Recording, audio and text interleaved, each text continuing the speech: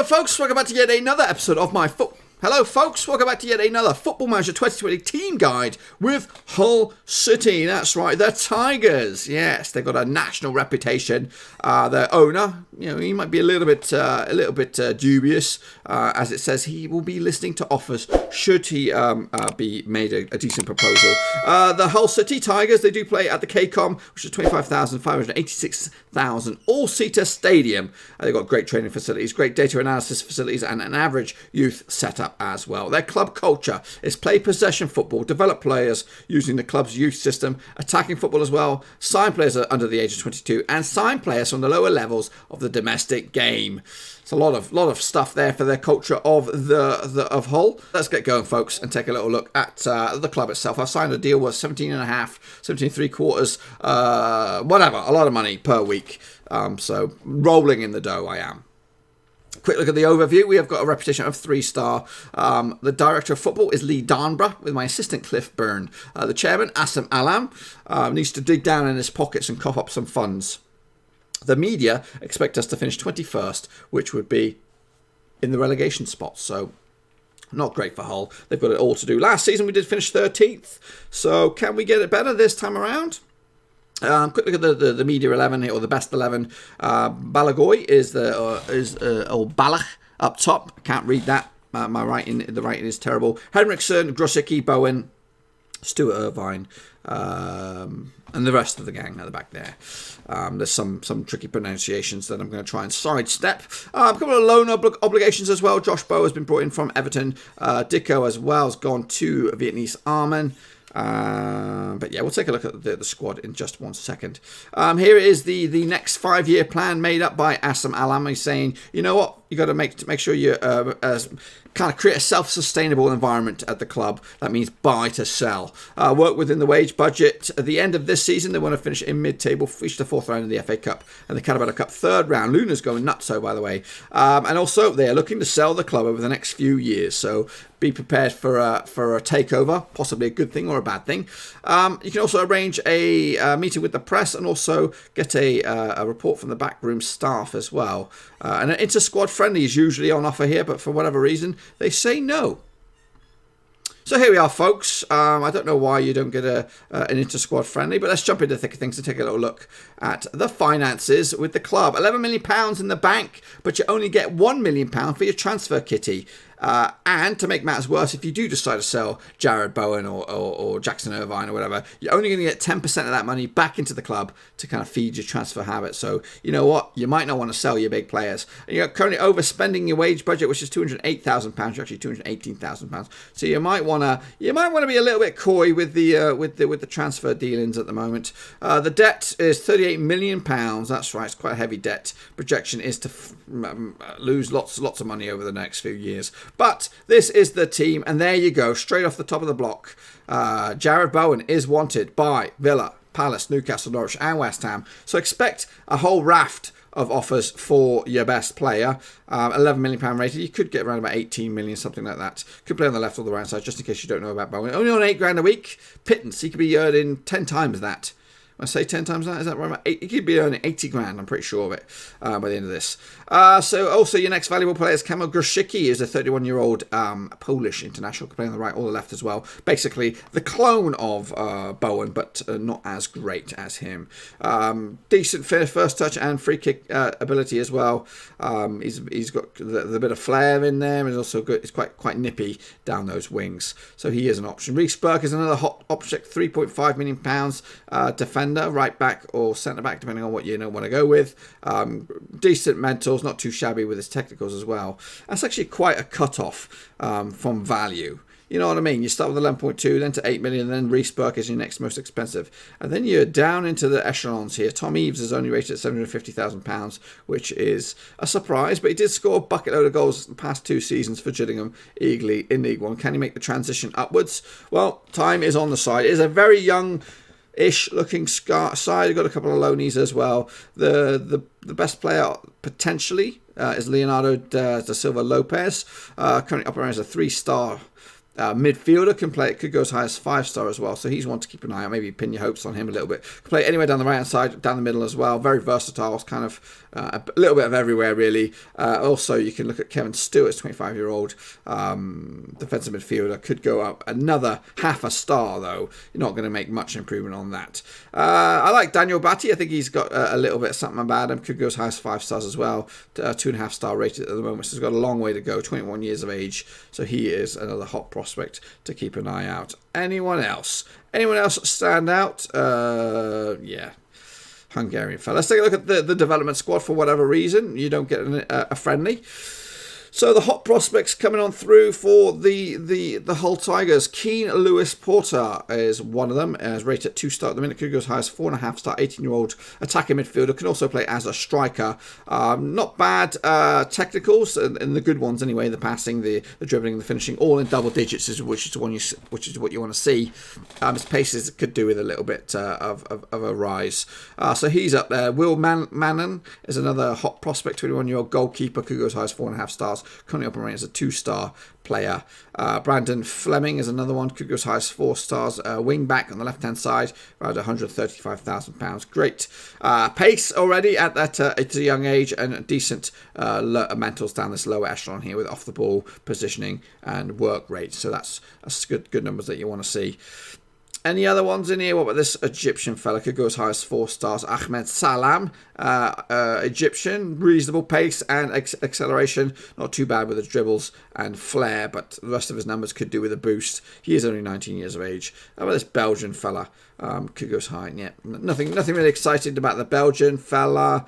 The Ghanese fella could go as high as 3.5 stars. Not really that impressed with him. But a couple of little boys are out on loan. What about the under-18s? Is there anything cooking in the under-18 squad?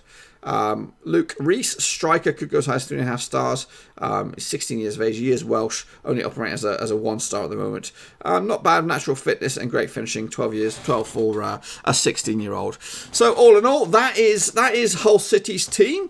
Let's take a look at the dynamics of the club. The team cohesion is very poor, which means there's a lot of personalities which will probably be clashing with each other, which also could hinder their vision and reactions to events unfolding when playing together. So they need to get that sorted out. Maybe a team meeting could change that. The dressing room atmosphere is okay, but it's actually pretty piss poor, if I'm honest with you. It does say poor there. I just said okay because that was the word that came to my mind. They have no unhappy players, but there's again many contrasting personalities, and the managerial support is good, but we've just got here, so I didn't expect that to be anything else. Your current leaders within the club is Grzycki, Irvine, and Leischel, whatever it is at the back.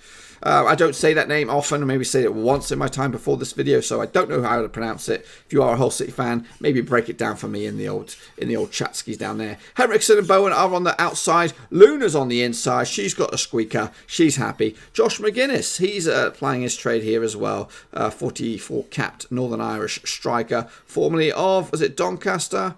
No, Charlton. I'm getting him mixed up with someone else. So that's the ranking structure within the club, leadership wise. These are the 3 social groups, and there's 3 clear-cut cliques within the club. The core social group includes the likes of McGuinness, Eves, Tafazeli, Ingram, a lot of new guys coming in there, Honeyman. So these are the guys. The new guys seem to have created the core social group, which is a little bit weird. The secondary social group is the guy, the mainstays, the creative, the Grzyckis, the Irvines, the Bowens, the leaders within the club, and then there's the other ones, the also-rans, the sort of the middle of the road social group with Batty, Henriksen, Stewart, and McDonald in there. So that's that. The happiness looks pretty decent within the football side of things. Morale could be boosted severely, and the overall happiness could also be boosted severely. I'm sure if you get that up, this will be starting to turn a better colour instead of brown. You can set your own code of conduct over the next couple of days. If you are a Hull City manager in your own bizarre world, you'll get that option to create fines, sort of punishments for anybody being late, shitty training, all that kind of good stuff, and also hold a team meeting to kind of boost the morale a little bit. Team report, let's take a look at the situation with the assistant. Quite a lot of strengths and also quite a lot of weaknesses here. Youth prospects is one of the strengths. Goalkeeper depth, well, I'll look at the depth chart in just a second. Transfer budget, I think that's a lie. You've only got £1 million, and that's not going to get you much these days. Defender depth as well. Player partnership, Grosicki and Lejic have been working together for a while down that right-hand side. And also Burke and Device, Henriksen and Stewart. So a lot of key combinations within the club already. As for the weaknesses, kicking, acceleration, crossing, pace, balance, natural fitness, tackling is all considered to be one of the weaknesses. Overall depth could do with an improvement, and the wages. We already talked about the transfers, but the wages is an area that could also be tweaked. Let's take a look at the squad itself. It does say goalkeeper depth. I'm not too sure about. You got two decent keepers for the first team. George Long, rated at £1.2 million, formerly of Sheffield United. Not really getting much game time for them. It was probably the first team option when they were in the League One, but they didn't get promoted. So he is an option, as is Matty Ingram, formerly of QPR, I believe. Picked him up in the summer for 50 grand. He was second fiddle out in QPR. Did play a fair bit of football for Northampton in League One. I think that was the season they got relegated. So he's in. Those are the two goalkeeping options. I think maybe you could do with something better than that. As for your right back, there's 4 names on the sheet here. Lejeune could be your right back. He's an American, can also play at left back as well. Alongside him, you're looking at Reece Burke, £3.5 million. He's probably going to get the top spot in this right back competition thing. So if he's not playing, then you're looking at Lejeune, so he can either play it on the left or the right. Elder is a good option as well on the left hand side, £500,000 rated Australian, great physicals, no caps to his name yet. I believe that's inbound. I'm sure he'll get the caps too. Kingsley is also an option at the left hand side, Scottish guy. He's actually got a cap to his name, formerly of, where did he play? He used to play for Swansea and Falkirk back in the day. Into the centre mids, or centre defenders, sorry, Device, Tafaselli. Pennington's been brought in on loan from Everton, 24-year-old centre back. He's an option, and McDonald as well is another defensive option that you could go there. He was actually signed from Barnsley not too long ago. Played a couple of games last season. Into the midfield we go. Bowen is your best bet. Can play in the left or the right hand side. Grosicki as well, not too shabby. And then we have Milinkovic, who is a Serbian, £500,000 rated. Great physicals, average technicals and mentals. Formerly of Hearts, played for Hearts last season whilst on loan from Genoa. So played 8 times for Hull last season, so they made the move permanent. Honeyman, ex-Sunderland, we know Sunderland a little bit well, 4-star rated, currently playing at 2.5 stars, so got a bit of wiggle room there. He arrived in the summer for 400 grand, so we haven't seen the best out of him just yet. Irvine, we took a look at Irvine, he's valued at £2.3 million. Yeah, he's an overall very strong sort of midfielder, defensive midfielder. Can also play further up the field if you're stuck. So he's an option for you to maybe sell, keep, whatever it is. De Silva as well. You know, we talked about him. He's one of the hot prospects. Further forward, we are looking at Tommy Eaves. This guy, Ballo, it was tipped to be in the Dream 11 for Hull. 23 years of age, £2.5 million rated. They signed him from Apoel. Nope, they signed him from Palermo out in Serie B. He spent last season on loan in Cyprus, scoring only 2 goals. And McGuinness and Dicko, who's actually out on loan with Vietnamese Armin. So that, my friends, is your team.